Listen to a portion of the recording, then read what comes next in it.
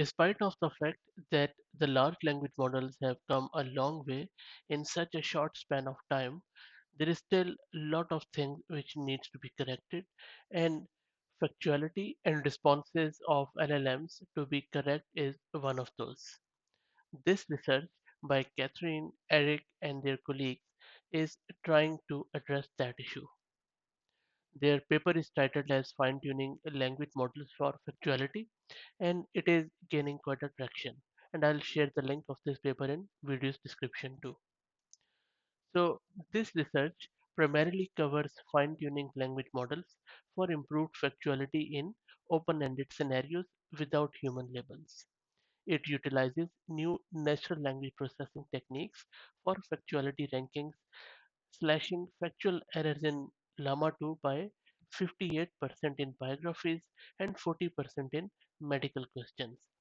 And that way, it has already surpassed a lot of other previous methods.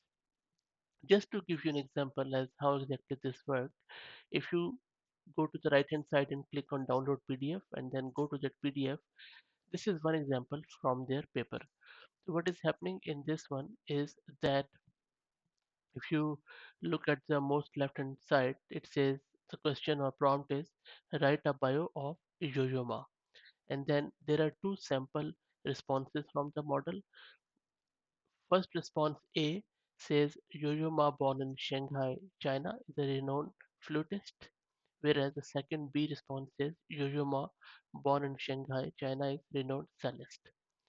Now, once the model produces two results, then that both of the responses are passed through an automated factuality ranking pipeline, which compares those responses with either Wikipedia or any other model or any other source of truth, and then it ranks it as per factuality. So in this case, the response B is more factual than A. Afterwards, direct preference optimization is used and the response is returned to the user. Direct preference optimization or DPO is an innovative approach to fine-tuning large-scale unsupervised LLMs. While LLMs possess wide-ranging knowledge and reasoning capabilities, their completely unsupervised training makes precise control over their behavior a very difficult thing to do, but this research also tries to address that. So I hope that this example makes it more clearer as what exactly this research is trying to do. And if you go through this paper, it has been written in quite a nice language, except these formulas, of course, if you are not in machine learning or mathematical gurus, but such as this one where it is using GPT 3.5 with the same writer biography of Yuyuma, and this is the model response. And then there is one atomic claim, then there is another atomic claim too, which is then ranked or checked for factuality.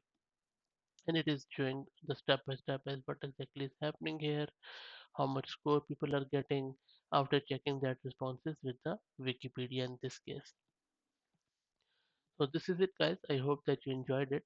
If you have any question or thought, or if you know of any other way to check the factuality of the responses from large language models, please share them in the comments. And if you like the content, please consider subscribing to the channel. Thank you very much.